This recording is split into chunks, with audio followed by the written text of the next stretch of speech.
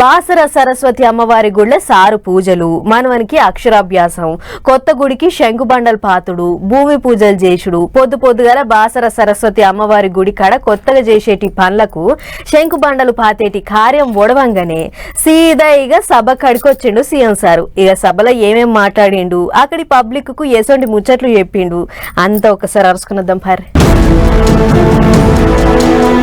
తెలంగాణ అంతటా ప్రజా పాలన ప్రగతి ప్రణాళిక కార్యం మా జోరుగా నడుస్తుంది. మంత్రులు, ఎమ్మెల్యేలు, కలెక్టర్లు, సర్కార్ ఆఫీసర్లు అందరికందరూ ఊళ్ళ బటవట్టిర్రు. పోయిన కాడల్లా పబ్లిక్ తిప్పలరుసుకుంటుర్రు. అట్లియాల సీఎం సార్ ఒంతుకొచ్చింది. నిర్మల్ జిల్లా బాసర అమ్మవారి గుడికి శంకుబండల్ పాతేటి కార్యం ఓడిపించుకుని ఆడికించి సీదా ఆదిలాబాద్ జిల్లా పిప్రిల పెట్టిన సభ కాడికి పోయిండు సీఎం సారు.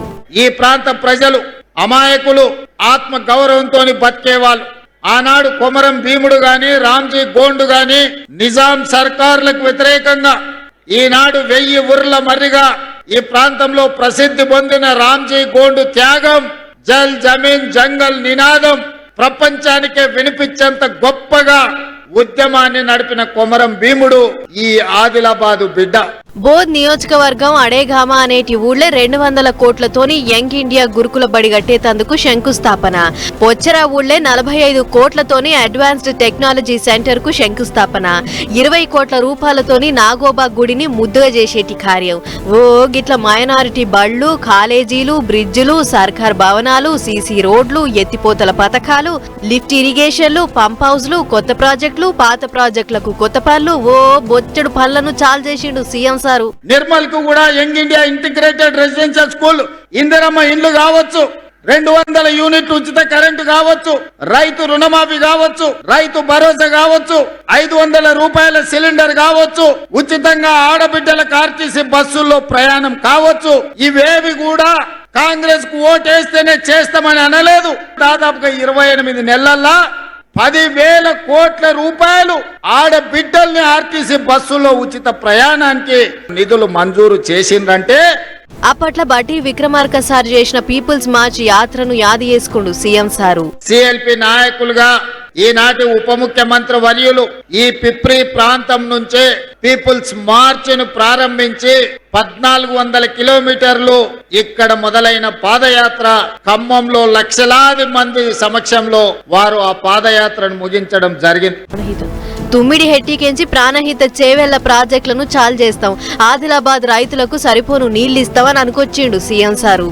ఆనాడు ప్రాణహిత చేవెళ్ల తుమ్మిడేటి దగ్గర మొదలుపెట్టి కొడంగల్, తాండూరు, వికారాబాద్ వరకు గోదావరి జలాలను 160 టీఎంసీలు తరలించాలని ప్రాజెక్టు కడితే 1,00,000 కోట్లు గోదావరిలో పోసినట్టయింది.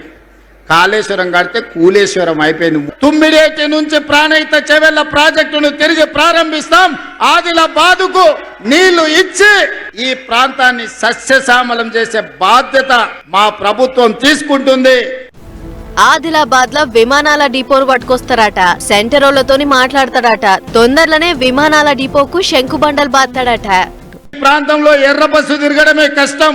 వీలైతే జూన్ 2 తారీఖు లోపల ఆదిలాబాద్ లో ఎయిర్పోర్ట్ ప్రారంభోత్సవానికి శిలా ఫలకాన్ని వేసే బాధ్యత వేదిక మీద ఉన్న మిత్రులం అందరం తీసుకుంటాం.